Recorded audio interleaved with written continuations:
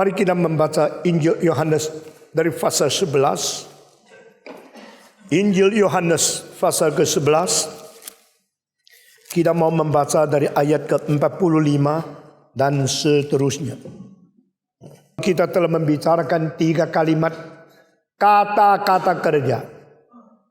Gulingkanlah batu ini.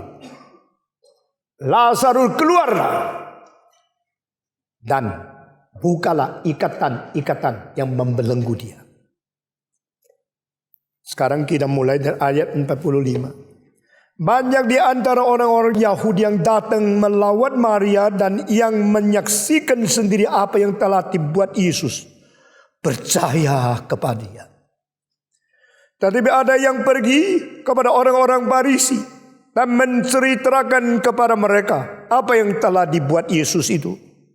Lalu imam-imam kepala dan orang-orang Farisi memanggil mahkamah agama untuk berkumpul dan mereka berkata, apakah yang harus kita buat? Sebab orang itu membuat banyak mujizat. Apabila kita biarkan dia, maka semua orang akan percaya kepadanya, dan orang-orang Roma akan datang dan akan merampas tempat suci kita serta bangsa kita. Tetapi orang di antara mereka, yaitu Kayafas, imam besar pada tahun itu, berkata kepada mereka, kamu tidak tahu apa-apa dan kamu tidak insyaf bahwa lebih berguna bagimu jika seorang itu mati untuk bangsa kita daripada seluruh bangsa kita ini binasa. Hal itu dikatakannya bukan dari dirinya sendiri, tetapi sebagai imam besar pada tahun itu ia bernubuat bahwa Yesus akan mati untuk bangsa itu.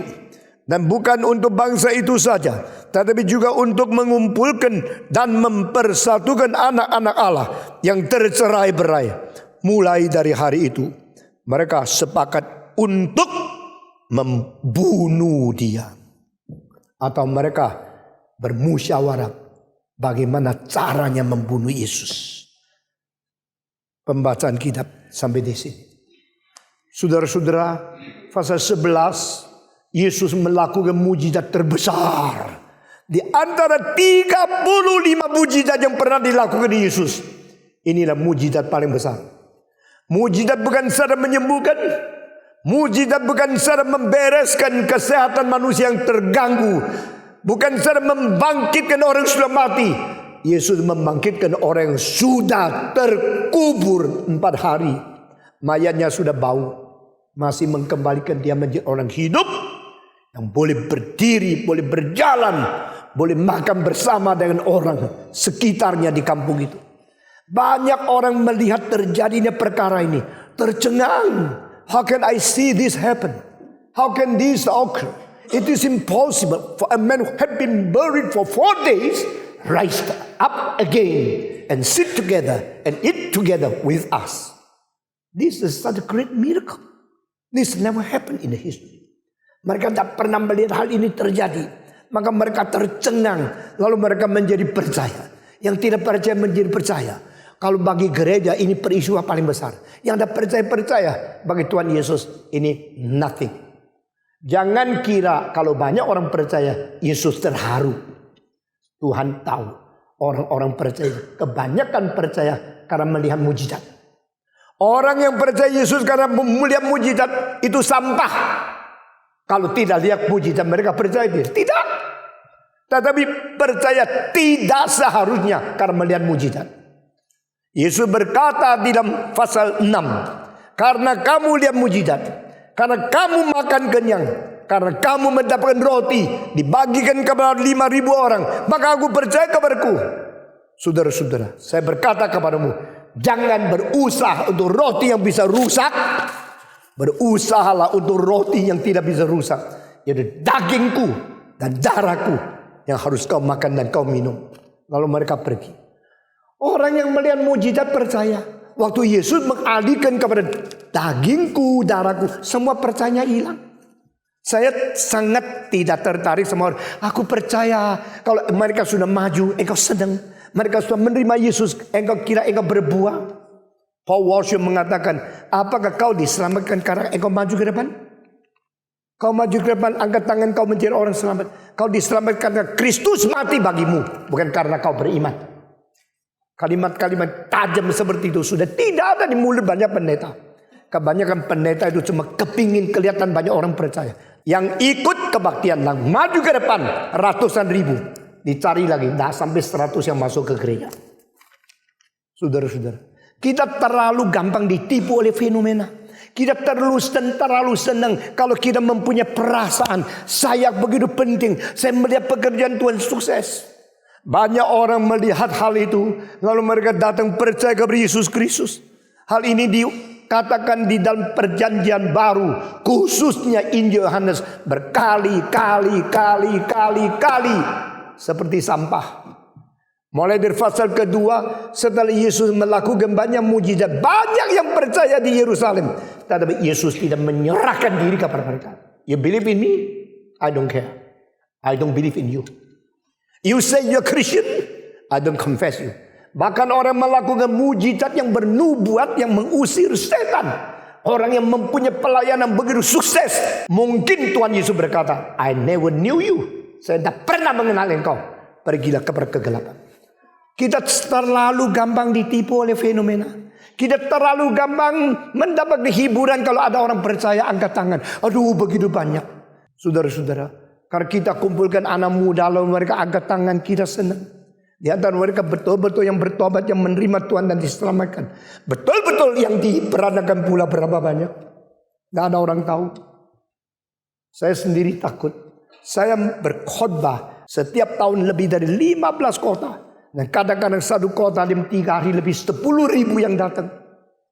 Saudara-saudara, saya punya KKR. Orang mau datang harus datang sendiri. Bayar tiket untuk naik bus atau naik taksi. Mesti meluangkan waktu datang sendiri. Saudara-saudara, waktu Yesus melakukan mujizat, pasal kedua, banyak orang karena melihat mujizat percaya Yesus. Tapi Alkitab mengatakan, Yesus tidak menyerahkan diri kepada mereka. Yesus juga tidak percaya mereka. Dan Yesus tidak perlu orang saksi tentang siapa. Karena dia tahu hati manusia. Yang mengatakan aku percaya yang angkat tangan. Apakah itu sungguh-sungguh jiwa Kristen? No. Banyak yang ikut-ikutan. Yang paling cilaka pasal ke-8. Yesus berkata kepada orang Yahudi yang percaya kepada dia. Ini baru saya kaget luar biasa. Saya sudah baca ini bertahun-tahun, puluhan tahun saya khotbah mengenai Yohanes. Tetapi setelah baca kalimat itu, saya cari. Ini kalimat bicara sama siapa? Yesus berkata kepada orang-orang Yahudi yang percaya kepada dia. Kita mengetahui orang Yahudi ada yang percaya, ada yang tidak percaya. Ada yang melawan, ada yang diam-diam. Ada yang netral, ada yang subjektif. Orang Yahudi yang seperti Nikodemus, bagus. Dia bukan saja tidak melawan, malah datang mencari, menghormati Yesus. Orang Yahudi yang bersekongkol untuk membunuh dia. Mereka mencari orang Farisi, mencari imam besar untuk bermusyawarah bagaimana membunuh Yesus. Lalu saya tanya, antara orang Yahudi yang bervariatif begitu banyak, kalau sebagian orang Yahudi yang percaya kepada Yesus, itu termasuk yang baik atau tidak baik? Jawab. Jawab dong. Antara orang Yahudi yang begitu variatif, ada sebagian yang percaya kepada Yesus. Termasuk baik atau tidak? Lebih baik kan? Justru setelah itu, ayat-ayat saya baca terus. Saya kaget setengah mati. Yesus berbicara kepada orang Yahudi yang percaya kepada dia. Bapakmu bukan Abraham, bapakmu iblis. Saya kaget. Pertama kali saya begitu kaget. Ternyata yang percaya kepada dia tetap anak iblis. Mungkinkah orang percaya Yesus tetap anak iblis? Mungkin. Dari mana tahu? Kata Yesus. Saudara, kita baca Alkitab tidak teliti. Termasuk saya. Kita selalu baca-baca, ambil ayat yang enak kalau bisa dikhotbah-khotbahkan. Kita baca Alkitab comot-comot supaya Alkitab dimanipulasi kita. Alkitab diperalat oleh kita menjadi bahan khotbah. Bukan seperti menjadi nafkah hidup. Berapa banyak pendeta comot-comot Alkitab khotbah berteriak-teriak dapat gaji yang besar. Atau dengan motivasi yang jelek ambil perpuluhan dari para Orang-orang Kristen itu perampok yang pakai jubah pendeta. Waktu saya baca, saya ketakutan setengah mati. Yesus berkata-kata kepada orang-orang Yahudi yang percaya kepada Dia. Sesudah kalimat terus-menerus sampai akhirnya, Abraham bukan bapamu. Bapamu adalah iblis. Ternyata di dalam pasal 6 ada orang yang mau lihat mujizat. Ada orang yang karena makan roti. Ada orang yang cari Yesus, mau mengetahui dan mau jadikan Dia raja. Ada orang yang menyebut diri murid Yesus. Ada orang yang percaya kepada Dia. Ini semua orang Yahudi yang berbeda variatif, bukan satu macam. Dan yang percaya kepada Dia, bukannya melawan Dia. Yesus pun mengatakan, your father is Satan. Bapakmu itu iblis. Bapakmu itu setan. Saudara-saudara, kalau engkau ya, sudah seumur hidup menjadi anggota, sudah dibaptiskan, sudah jadi pengurus, ikut nyanyi Bach, sudah ikut kur, ikut konser, ikut menginjili sampai di surga. Yesus, aku percaya kepadamu. Yesus bilang, bapamu iblis. Gimana? Engkau berkuak. Seumur hidup saya belum diselamatkan. Karena motivasimu hanya Dia yang tahu. Maka saya minta kita perhatikan. Bagaimana kita menjadi orang Kristen yang sejati. Saudara-saudara sekalian, kita berusaha mencari kehendak Tuhan supaya gerakan ini bukan menjadi gerakan yang sudah matang lalu menjadi bosok, sudah rutin lalu menjadi luyuh, sudah terbiasa lalu tidak ada penyegaran. Kita minta Tuhan membuat gerakan ini gerakan yang terus konsisten, terus senantiasa mencari pimpinan Tuhan yang baru. Sehingga kita disegarkan dan kita bertanggung jawab bukan melayani rutinitas. Tapi mau melihat bagaimana melayani Tuhan yang memimpin sepanjang sejarah. Saudara-saudara sekalian, ini orang yang mengikut Yesus begitu banyak variasi. Tapi Yesus tidak gampang. Nikodemus datang, dia tidak mengatakan terima kasih. Sekarang Yesus jadi milik kita ya. Lalu sekarang menjadi wakil kita, pergi antara Farisi, mempengaruhi mereka ya. You akan tunggal saya. Tidak. Yesus melihat Nikodemus datang, berkata, aku berkata kepada engkau, jika engkau tidak diperankan pula, engkau tidak akan lihat kerajaan Allah. Jika engkau tidak dilahirkan pula oleh air dan oleh Roh Kudus, engkau tidak akan nampak dan masuk ke dalam kerajaan Allah. You harus tahu, angin itu bertiup menurut keadaan sendiri, bukan menurut kemauan. Dari mana dia datang, you tidak tahu. Kemana dia pergi, engkau tidak tahu. Demikian orang yang diperankan pula oleh Roh Kudus sama seperti itu. You cannot control yourself. Because the Lord is leading you, not you manipulate or you utilize God. Saudara-saudara, Nikodemus dibingungkan, jadi saya ini apa? Farisi kan? Farisi no isi. Saya orang pimpinan kan? Engkau guru Israel, tapi ini pun engkau tidak ngerti. Di hadapan Yesus yang begitu ketat, jangan kita sombong. Kita semua kindergarten. Kamu pemimpin Israel yang tertinggi. Saya kasih tahu. Saya bicara tentang hal duniawi pun engkau tidak ngerti. Bagaimana engkau mengerti saya bicara tentang hal surgawi? Begitu keras Yesus. Sekarang kita semua maunya mendengar khotbah yang enak, khotbah yang lembut, khotbah penuh cinta kasih. Do you know all the teaching about hell mostly from the teaching of Jesus Christ? Saya kaget. Lalu dia berani katakan, saya belum statistik. 99% of the teaching about hell are all from the mouth of Jesus. Paulus bicara tentang neraka mungkin satu kali melewati api, maka semua gandum itu akan rusak. Hanya emas, perak dan batu-batu yang mahal akan tahan. Tapi dia tidak katakan itu neraka. Maka Petrus, Yakobus, penulis surat Ibrani, mereka bicara tentang neraka, hampir tidak. Maka Paulus mengatakan 99% of the teaching about hell are all from the mouth of Jesus. And you never tell about hell. You do not want to teach about hell. You do not preach about hell. You only preach about the teaching of Jesus Christ. You lie on them. Kamu menipu orang Kristen. Pendeta-pendeta penipu terlalu banyak. Pendeta-pendeta penipu menutup-nutupi hal-hal yang benar yang seharusnya diberitahu oleh orang hamba Tuhan kepada orang Kristen. Dan mereka singkir, tutup, semua disambar. Tuhan cinta engkau. Anugerah Tuhan besar. Kalau berdoa dalam nama Yesus semua akan diberi. Itu omong kosong. Berdoa dalam nama Yesus berarti doamu ditandatangani oleh Yesus. Bukan karena dalam nama Yesus terminta Rolls Royce, dikasih Rolls Royce. Perampok terbesar pakai jubah pendeta. Saudara-saudara, dunia ini sudah ditipu, dikelabui tapi tidak sadar. Be friendly to every church. Semua gereja kita harus jangan terlalu keras. Kita harus baik-baik menjadi kawan mereka. Saya tidak akan menganggap kamu milik gereja hanya karena engkau pasang pelang gereja. Dan saya harus menghormati engkau. No. Hanya mereka yang melakukan kehendak Tuhan. Itulah yang sampai kekal. Yang lain semua sampah. Saudara-saudara, dunia ini sudah terlalu rusak. Dan kita sudah ikut di dalam kerusakan. Sehingga kita tidak mau ditegur. Kita tidak mau dengar khotbah yang penting. Kita mau dengar khotbah yang enak-enak. Kalau di gereja ini saya tidak tahan. Di gereja banyak kawan yang baik, akrab, enak, bergaulnya. Silakan bergaul terus. Sama-sama mereka bergaul sampai di neraka. The teaching of hell is from mouth of Jesus. Not from others. Itu ajaran tentang neraka, kemarahan Allah. Itu ada di Alkitab. Tapi kita tidak mau dengar. Wah, saya melihat orang yang berani khotbah seperti itu. Betul-betul hamba Tuhan. Tapi terlalu banyak orang yang namakan diri hamba Tuhan. Sebenarnya tidak. Mari kita bisa membedakan. Mari kita menjadi orang bertanggung jawab sejak muda.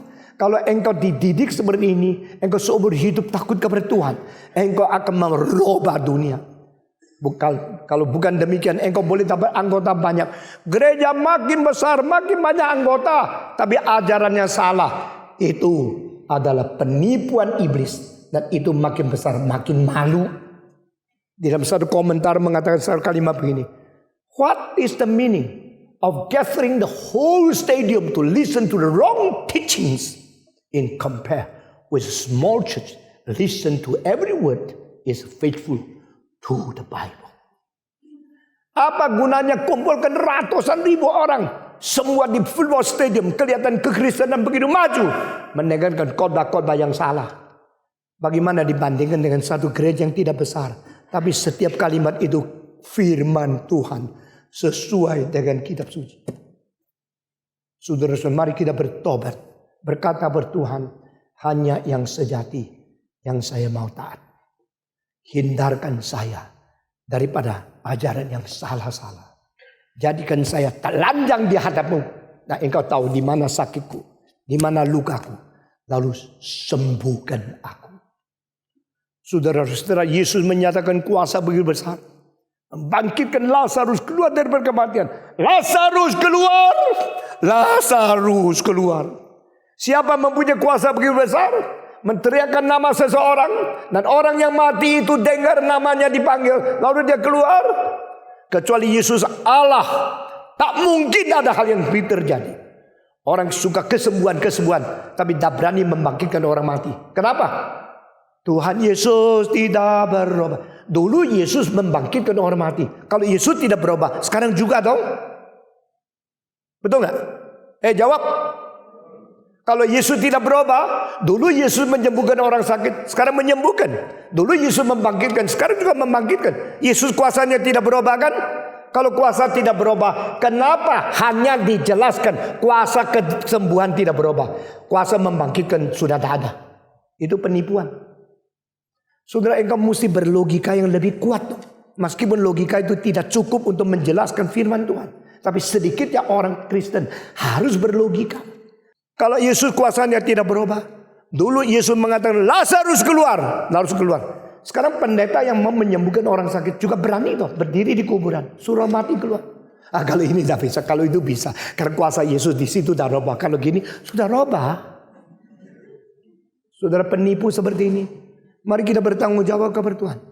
Yesus mengatakan Lazarus keluar. Orang mati itu keluar. Dan kuasa ini belum pernah ada. Belum pernah mungkin terjadi pada orang lain. Karena tidak ada seorang pendeta itu adalah penghulu hidup kecuali Yesus Kristus. Maka jangan pakai istilah Yesus tidak berubah. Hanya diikat, dilimit di dalam kesembuhan saja. Mari kalau kita percaya Yesus tidak berubah, seluruhnya tidak berubah. Maka kita percaya kalau Tuhan mau menyembuhkan. Kalau Tuhan mau menjadikan orang tidak usah mati. Atau kalau Tuhan sekarang mau membangkitkan orang, tetap mungkin. Tetapi tak mungkin yang sudah mati 4 hari bangkit lagi. Ini cuma 1 kali. Maka saya mengatakan inilah mujizat Yesus yang terbesar. Di antara 35 mujizat, hanya 1 mujizat sesudah dikuburkan 4 hari, dibangkitkan kembali. Setelah terjadi ini, mereka tidak bisa ngomong lagi. Mereka tidak bisa debat lagi. Orang Yahudi satu-satu datang percaya kepada Yesus. Setelah mereka kembali percaya kepada Yesus Kristus, maka orang yang percaya itu takluk kepada Tuhan. Tapi orang tidak percaya pergi mengadu. Kenapa? Ada cukongnya. Ya. Dia lebih pentingkan ke cukong situ, pergi ke majikan situ, lapor Yesus telah gini, banyak orang sekarang jadi orang Kristus, sudah lapor dapat duit. Konflik of interest. Sudah banyak orang sudah melihat mujizat, sudah melihat fakta, melihat ini yang benar. Tapi yang benar tidak penting. Yang penting saya dapat uang dari siapa? Mereka pergi ke Kayafas, mereka pergi kepada Farisi. Tahu tidak? Melalui Lazarus bangkit, banyak orang sudah kembali percaya kepada Yesus Kristus. Kalau begini pelan-pelan Yahudi rusak. Negara ini hancur. Partai daripada Farisi akan lemah. Partai Yesus akan menjadi kuat. Kita akan kalah politik. Yang mereka pikirkan bukan kebenaran. Yang mereka pikirkan status quo. Saudara-saudara, kalau engkau jerumus ke dalam politik, engkau makin mengerti kalimat ini. What they are fighting is not for the truth. What they are fighting is only for their own profit. Inilah kerusakan dunia. Dari istana sampai tempat-tempat kumuh orang miskin. Semua memikirkan diri, semua memikirkan untung diri, semua memikirkan the interest, the conflict interest, saudara-saudara. Maka manusia semua tidak jujur di hadapan Tuhan. Saya melihat ayat ini, saya sangat sedih. Banyak orang yang percaya kepada Yesus, tapi juga ada orang yang pergi mencari orang Farisi, mengadu kepada mereka, melapor banyak orang percaya kepada Yesus Kristus, lalu mereka cepat-cepat mengumpulkan semua orang Farisi. Sekarang ada satu konsultasi teologi. Mari kita merunding bagaimana membunuh Yesus. Loh, kok berunding bagaimana membunuh Yesus? Kenapa tidak berunding bagaimana menilai siapakah Yesus? Kalau dia Allah, mari kita bertobat. Kalau dia memang berpunya kuasa ilahi, mari kita bertakluk kepada dia. Kenapa berunding membunuh Yesus? Karena mereka mempunyai hati yang tidak mau menerima Yesus. Hanya merasa diri ancam. Saya tahu Stephen Tong berada di mana. Di situ dia menjadi ancaman banyak pendeta. Saya tahu banyak orang tidak senang saya. Bukan karena mereka menemukan khotbah saya tidak benar. Memang mereka menemukan saya ada di mana. Mereka terpengaruh. Mereka dirugikan. Tidak apa. Saya paling banyak mati. Tapi saya harus jujur mengikut Tuhan sampai mati. Ini panggilanku. Engkau bagi marah-marah saya tidak akan membela diri. Saya tidak akan membenarkan diri, membela diri. Karena itu bukan tugasku. Aku tidak dipanggil. Dan tidak pernah dipanggil Tuhan untuk membela seorang yang namanya Stephen Tong. Itu sampah. Stephen Tong is nothing. Saya hanya dust. Hanya debu yang diciptakan menjadi satu manusia yang bisa tua, bisa mati. Saya tidak usah membela dia. Tapi kalau tugas Tuhan suruh saya harus berkhotbah tentang kebenaran, saya harus sampai mati setia berkhotbah tentang kebenaran yang Tuhan berikan kepada saya. Selain dari itu saya tidak tugas membela Stephen Tong. Kalau saya dianggap mengancam silakan. Kalau engkau mengadu saya silakan. Engkau membunuh saya juga silakan. Ini nothing. Tapi kebenaran Tuhan harus saya sampaikan dengan setia, dengan sungguh-sungguh dan bertanggung jawab kepada Tuhan. Mereka bermusyawarah. Hei, mari. Kita pengen rapat. Rapat apa? Bicara tentang Yesus. Tentang apa ya? Apakah dia Mesias? Apa dia anak Allah? Apa dia juru selamat? Apa dia sungguh-sungguh penghulu hidup? Kok bisa ya menghidupkan orang yang sudah mati 4 hari dikubur? Kok bisa ya dengan panggilan Lazarus keluar? Mayat itu bangkit dan keluar. Ini mujizat begitu besar. Bagaimana kita menilainya? How can we evaluate? How should we estimate? Who is he? He got such a great power. Even raise up the dead. Had been buried for 4 days. Mereka tidak bicara tentang Yesus itu Tuhan atau Juru Selamat. Yesus itu Allah yang mempunyai kuasa hidup atau bukan. Mereka bicara cuma satu tema. Pokoknya konsultasi kali ini, musyawarah kali ini cuma satu tema. Yaitu how to put him to death. Bagaimana mematikan Yesus. Tidak usah bicara yang lain. Ini namanya selective perception. Engkau pernah belajar telecommunication.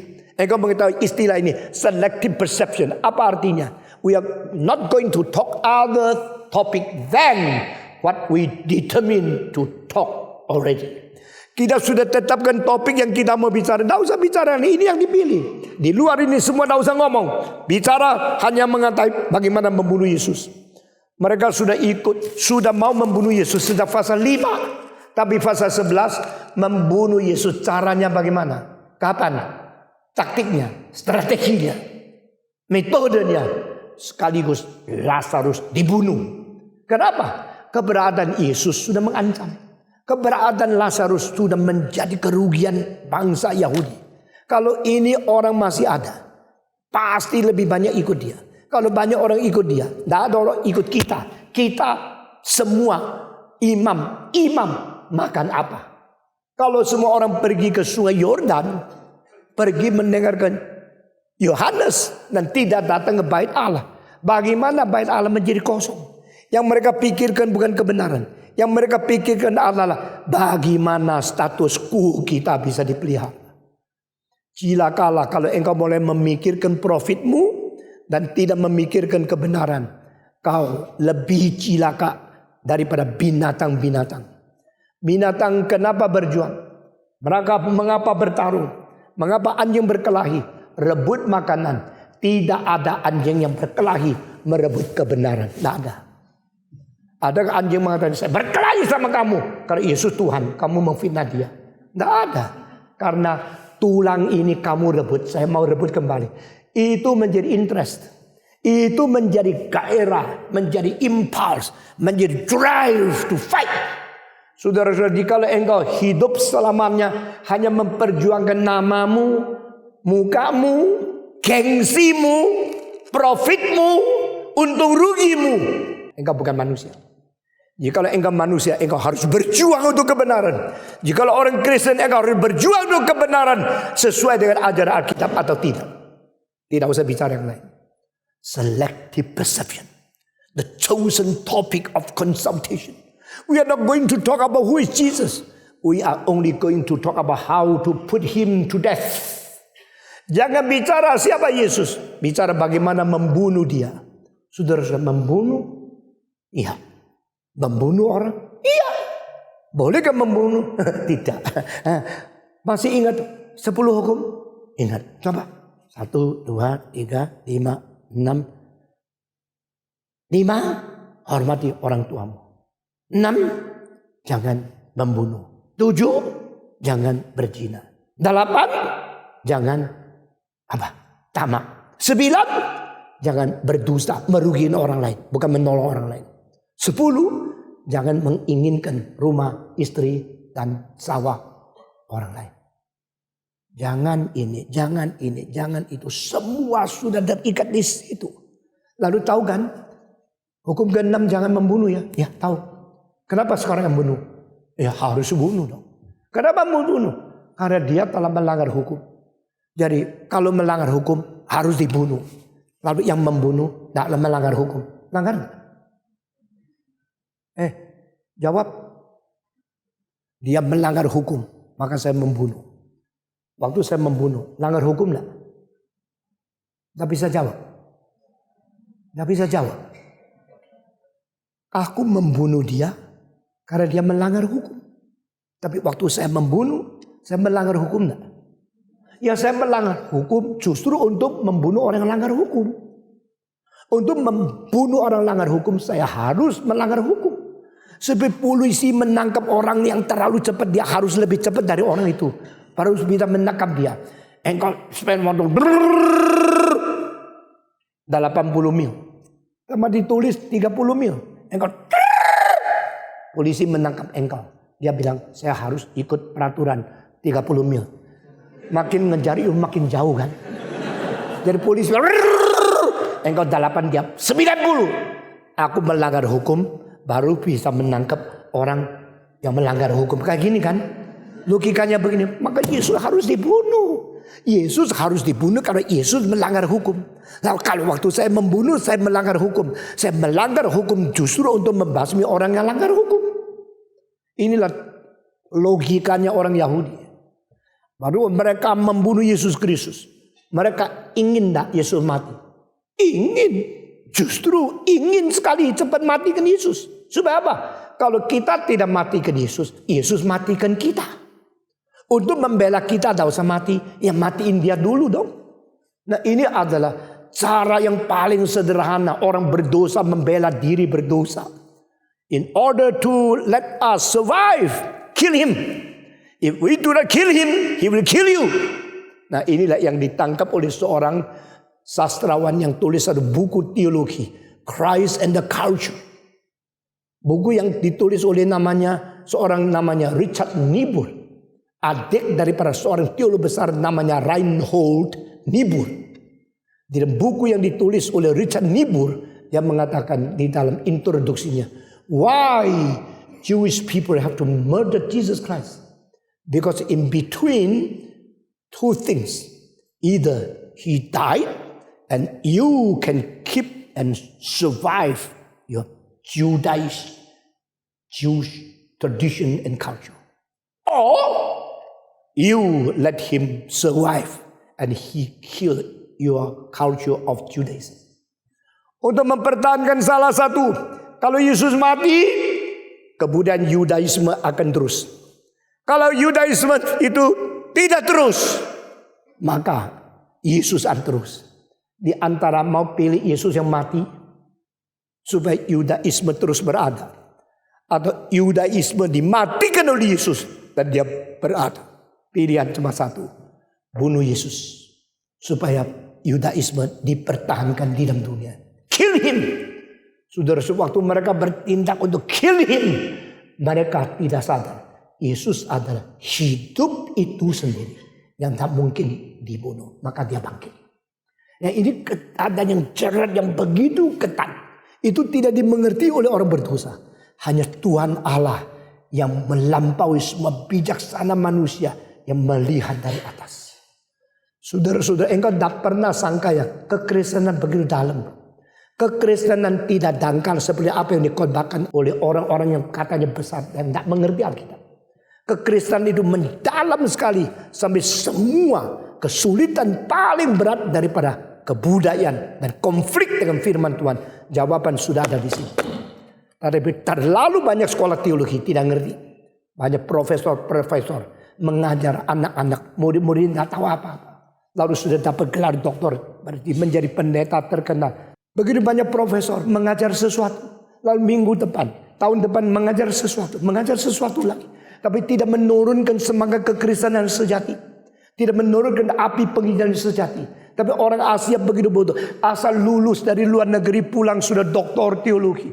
Lalu bikin gereja. Saya doktor dari Amerika. Saya mengajar kebenaran. Tapi apa yang berada di dalam isinya Alkitab sedalamnya tidak dimengerti. Maka kekristenan terus daripada keadaan pengkelabuan yang dangkal ke dangkal. Nah, kita menganggap kita pendeta besar. Lalu khotbah sesuatu. Kita mendapat pandangan yang banyak sekali. Lalu kita anggap kita hebat luar biasa. Seorang ibu membawa seorang anak kerasukan setan. Datang di London kepada seorang uskup. Dia mengatakan, Bishop, please pray for my child. He's not possessed by the demon. I do not know how to deal with him. I do not know how to help my child. Please pray for my child who is now possessed by demon. Bishop yang pakai pakaian yang begitu megah menggendong anak itu. Dia tidak tahu bagaimana. Tuh dia bilang, cilaka, gua ini mau apain ya? Apa sih artinya dipenuhi oleh setan? Dirasuk oleh iblis. Dia tidak bisa apa-apa. Dia doa. Setan juga tidak takut sama dia. Dia berdoa lebih keras. Juga sama. Dia bilang sama ibu itu. Bring it home. Bring your child home. Malam itu dia berdoa di hadapan Tuhan. Dan dia mengatakan. I had been a bishop for 16 years already. But I do not understand what is the meaning of to be possessed by a demon. I even do not have power to cast out the demon, but I am bishop already. Inilah kesedihan kekristenan. Begitu banyak gereja besar. Begitu banyak pendeta anggapnya hebat. Tapi pada saat kita harus perang dengan setan, kita tidak ada kuasa. Kita cuma bikin organisasi besar, kelihatan kita hebat.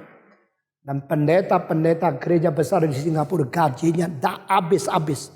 Ambil uang sebanyaknya daripada gereja. Kong Hee mengirim $28,000 setiap bulan untuk istrinya untuk mau menjadi bintang nyanyi di Hollywood. Saudara-saudara sekalian, Tuhan Yesus begitu sabar. Tuhan Yesus mengatakan, aku kasih sedikit makanan di piring siapa? Dia yang akan menjual aku. Dia tidak sebut Yudas. Yesus begitu ramah, begitu baik. Dan hari itu mereka masih siapa ya? Berarti Yudas begitu pintar mensamar-samarkan diri pura-pura untuk menjadi seorang pencuri yang tidak terbongkar sampai hari Yesus dilahir. Murid-murid lain masih belum tahu. Tidak ada satu yang tahu. Cuma Yohanes yang tanya, Yesus, siapa sih? Yesus bilang, loh itulah Yudas. Tidak. Yesus bilang, saya taruh makanan sedikit di piring siapa? Itulah dia. Yesus berkata kepada Yudas, apa yang kau ingin kerjakan? Silakan kerjakan. Lalu mereka bilang, oh biasa. Yesus suruh dia pergi beli roti. Maka apa yang mau kerjakan? Kerjakan. Orang bilang, enggak. Ini kalimat berarti Yesus suruh dia ambil uang pergi bagi-bagi kepada orang miskin. Jadi Yudas mempunyai konsep dan fenomena yang begitu baik sehingga murid-murid yang lain tidak ada satu tahu kalau dia pencuri. Saudara-saudara, kadang-kadang tidak ada orang tahu engkau pencuri. Tuhan Yesus toleran. Sampai saat tertentu Tuhan bongkar. Tuhan bongkar satu persatu. Saudara-saudara, banyak pemimpin-pemimpin itu penipu. Dalam keuangan, dalam seks selalu tidak beres. Dan Tuhan membongkar satu persatu. Saya berkata kepada saudara, jangan main-main sama Tuhan. Setan cara investasi, bikin gereja besar. Nah engkau inilah berkat. Inilah buktinya Tuhan ada di sini. Kuasa begitu besar. Tuhan memberkati kita. Engkau menjalin 30.000 menjadi anggotamu. Senang. Senang. Itu sukses. Itu namanya Tuhan memberkati kamu. Saya sekarang perintahkan semua orang Kristen perhatikan. Setan membuat engkau mempunyai 30.000 anggota. Lalu membiarkan engkau berdosa dalam keuangan, dalam seks. Setelah 30 tahun setelah dibongkar, membuat 30 juta manusia di luar menghina Kristen. Itu namanya interest daripada investasi sudah diambil kembali. It is too easy to make you grow, make you big, make you famous. That is investment of Satan. And after 30, 40 years, they discovered all your wrongdoings, your scandal, and let them millions and millions of people outside of church to despise the body of Jesus Christ. Dapat 30-40 ribu anggota, wah pendeta senang sekali. Inilah berarti Roh Kudus berada di sini. Tetapi kalau engkau mendapat 40 ribu anggota, akibatnya 400 juta orang menghina Kristen, engkau bagaimana mengembalikan kemuliaan kepada Tuhan? Engkau tidak bisa apa-apa. Banyak orang kira, aduh kalau gereja besar berarti Tuhan memberkati. Tidak. Bukan besar kecil, tetapi benar atau tidak. Yang tidak benar, makin besar, makin malu. Yang benar, kalau kecil, tidak apa-apa. Karena Tuhan Yesus mengatakan, memang jalannya sempit. Dan pintunya kecil, yang menemukan juga sedikit. Saudara-saudara, reform faith. We come through the very narrow gate, Jesus Christ. Very small road. The way to God. Yang menemukan juga tidak banyak. Mari kita mempentingkan mempegang teguh kualitas. Before you get any quantity, you keep the quality first. No other way, no other foundation. We should be faithful to the Lord. We should keep our faithfulness. It's a narrow way and a narrow gate. No other method to glorify God. Saudara-saudara, mereka mulai memikirkan bagaimana membunuh Yesus. Tidak usah bicara yang lain. Yang penting bunuh dia. Bunuh dia sekaligus. Bunuh sekaligus. Yang dibangkitkan, yaitu Lazarus. Supaya di negara ini tidak ada orang menghambat status quo kita. Saya adalah seorang imam besar. Imam besar di sini dikatakan, tahun itu giliran daripada Kayafas. Saya mau tanya, apa artinya tahun itu giliran Kayafas? Tidak ada giliran. Di dalam sejarah seluruh perjanjian lama tidak ada yang disebut imam besar digilir. Tidak ada itu. Tidak boleh ada. Maka kalau tidak digilir, sistemnya bagaimana? Presiden digilir ada tidak? Ada. Presiden digilir itu cuma satu negara, yaitu Switzerland. Switzerland terdiri dari 6 kanton. 6 kanton mempunyai gubernur. Dan setiap tahun giliran itu kanton-kanton gubernur giliran menjadi presiden. Engkau tidak pernah melihat pemilihan umum Switzerland? Pernah lihat? Saya tanya sekarang, pikir kembali. Pernah baca surat kabar, this year, the election year of the Swiss government? Ada nggak? Tidak pernah kan? Mereka ada pilihan. Cuma tunggu ya. Tunggu waktu main ya. Kau tunggu lagi 2 tahun. Pasti giliranmu. Tadi heran. Yang giliran itu mulainya bukan dari Switzerland. Dari Yudea. Dari orang Israel. Dari orang Yahudi. Kenapa giliran? Karena waktu itu yang menjadi imam besar 2 orang. 1 Kayafas. 1 siapa? Siapa yang tahu? Siapa? Yang 1 Kayafas. Yang 1 siapa? Anas dan Kayafas. Kenapa 2? Karena 1 mertua, 1 menantu. Nah, nepotisme mulai dari situ. Menantu, giliran tahun depan lu ya. Tahun ini saya ya. Maka Alkitab mengatakan, tahun itu jatuh pada Kayafas. Maka Kayafas berdiri di dalam musyawarah. Kayafas berdiri dan mengatakan satu kalimat. Lebih baik orang ini mati. Jangan sampai seluruh negara dijajah oleh Romawi. Biar dia mati saja. 1 orang mengganti 1 negara. Wasted. Itu layak membiar dia mati. Dan ini ayat yang sangat aneh. Atau sangat ajaib di luar pikiran kita. Karena tahun itu adalah Kayafas yang menjadi imam besar. Maka kalimat itu bukan dari dia. Kalimat itu dari Tuhan Allah. Berarti apa? Tuhan mengizinkan orang yang berada di atas takhta jabatan agama yang tinggi bicara sesuatu yang diperkenan oleh Tuhan pasti terjadi. Maksudnya. Nah, inilah ayat yang dipakai oleh Vatikan. Mengatakan pada waktu Paus berada di takhta. Yang dia katakan itu ada kebenaran. Pada waktu Paus ada di takhta. Menurunkan decree. Menurunkan akan takhta. Menurunkan akan semua tata-tata dan prinsip-prinsip agama Vatikan, agama Romawi harus ditaati berdasarkan ayat ini. Saudara-saudara, waktu Kayafas menjadi imam besar tahun itu, maka apa yang katakan dari dia bukan dari dia, dari Tuhan Allah.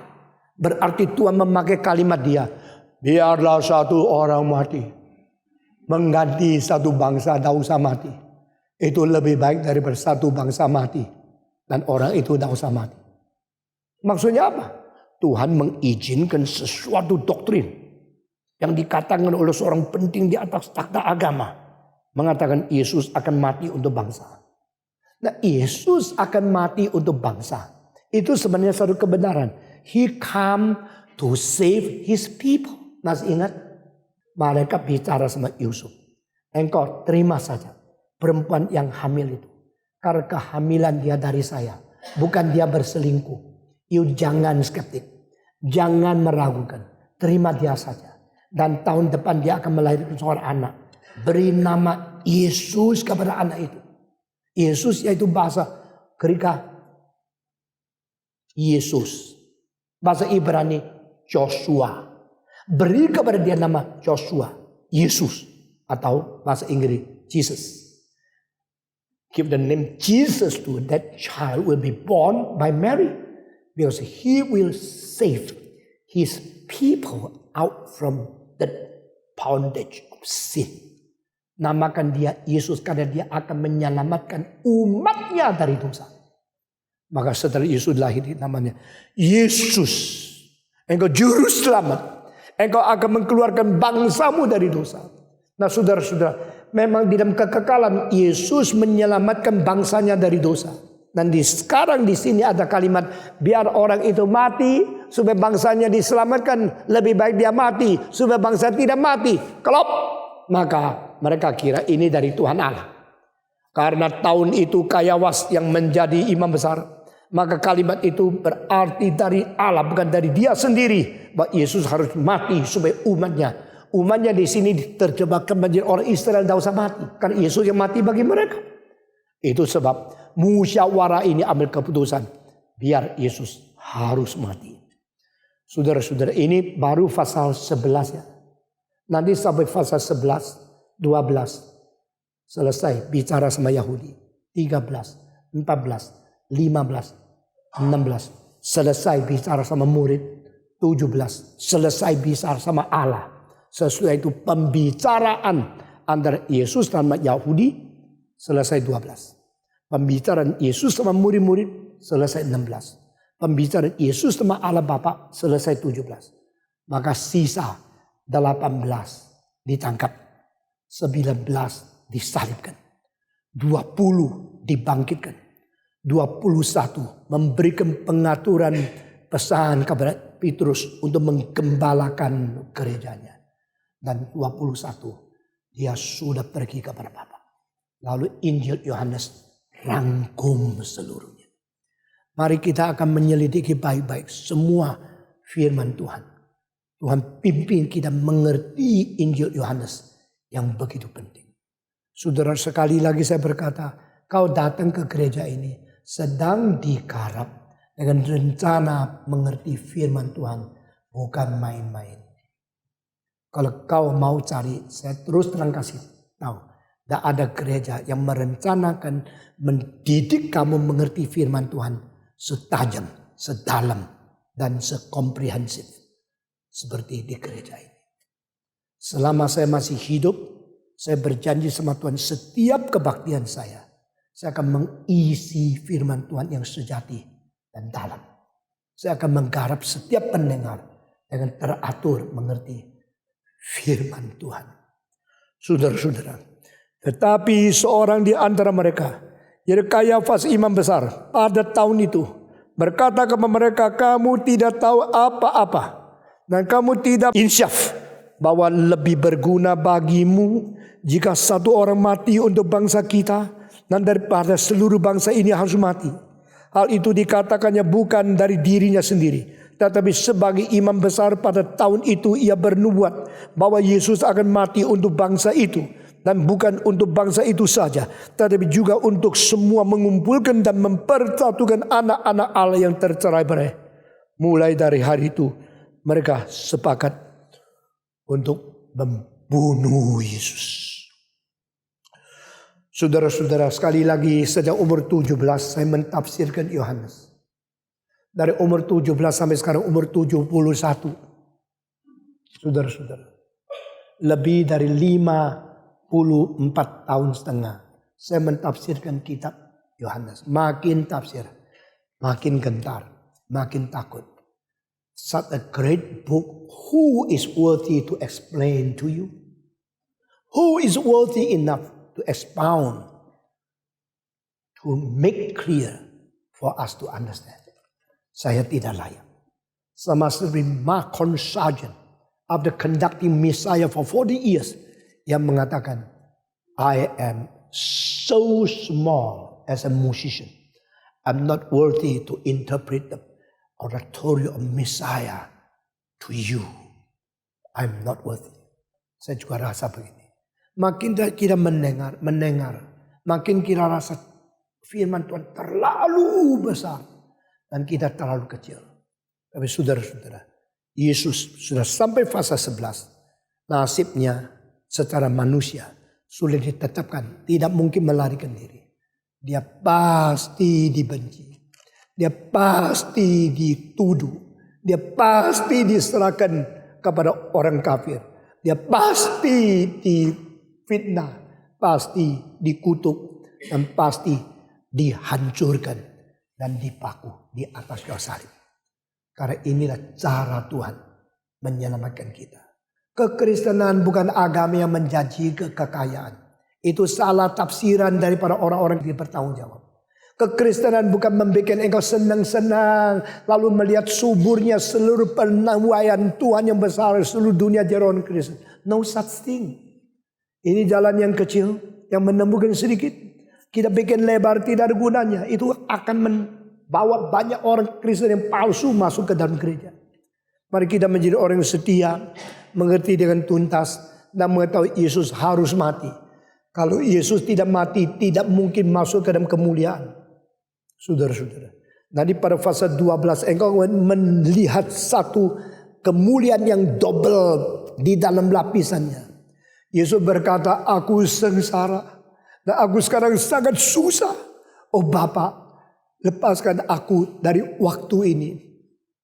Dan Tuhan berkata, aku sudah memuliakan namamu. Father, now please glorify your name. Now please glorify your name. And the Father answered his son, said, I have already glorified my name. And I will glorify my name again. Aku sudah memuliakan. Aku akan memuliakan. What does it mean? Apa artinya sudah memuliakan namanya? Apa artinya masih mau memuliakan? Double. Dua lapisan kemuliaan. Kemudian pertama adalah I already glorify my name. By let you, the word became flesh. Aku sudah membiarkan firman menjadi daging. Itu kemuliaanku pertama. I will make you crucified on the cross and to enter into the eternal glory through the suffering. Aku akan memuliakan namaku sekali lagi melalui kau yang harus disalib, harus mati. Dan baru masuk ke dalam kemuliaan. Nanti pasal 12 saya akan menjelaskan dengan sepenuh hati saya. Dengan kesedihan dan sukacita. Dengan bertanggung jawab. Dan tidak akan halang-halangi apa. Supaya kita gamblang melihat kemuliaan Tuhan. Saudara-saudara. Yesus sampai fase 11 ditentukan harus mati. Tidak ada jalan lain. Tidak bisa melarikan diri. Dan tidak ada pertolongan Tuhan untuk melepaskan dia dari kematian. Karena Tuhan membuat dia harus tertindas. Harus ditekan. Harus dibunuh. Harus dipaksa. Kalau tidak ada keselamatan. Saya berani mengatakan banyak orang masuk gereja yang betul-betul diselamatkan. Mungkin tidak sampai 10%. Dan yang 10% mungkin tidak ada 1% yang jelas saya sudah bertobat dan sudah diselamatkan. Maksudnya gereja terlalu banyak penipu sendiri. Terlalu banyak orang pura-pura pakai baju bagus ke gereja. Mempamerkan ini Ferragamo, ini Xenia, ini dari Printemps, ini dari Milano. Apakah kita Kristen sesungguhnya? Apakah kita sudah masukkan pintu yang sempit itu? Jangan menipu diri. Hari ini bertobat. Kembali kepada Tuhan. Mari kita berdoa. Bapa di dalam surga, kami gentar, penuh dengan perasaan takut. Karena Engkau adalah Tuhan yang seperti api. Matamu seperti pedang yang bermata dua. Engkau adalah Tuhan yang marah, Tuhan yang suci, Tuhan yang akan mengadili seluruh dunia, Tuhan yang membenci dosa, dan Tuhan yang membawa kami kembali kepada keselamatan yang kekal melalui kematian Yesus Kristus. Beri kekuatan kepada kami untuk menjadi orang yang sungguh-sungguh bertobat, sungguh-sungguh takut kepadamu, sungguh-sungguh diperanakan pula, sungguh-sungguh meninggalkan dosa, dan sungguh-sungguh minta pimpinan Tuhan menyelamatkan kami. Dengar doa kami yang kami panjatkan dalam nama Yesus Kristus, penebus dan juru selamat kami. yang hidup. Kami sudah berdoa. Amin.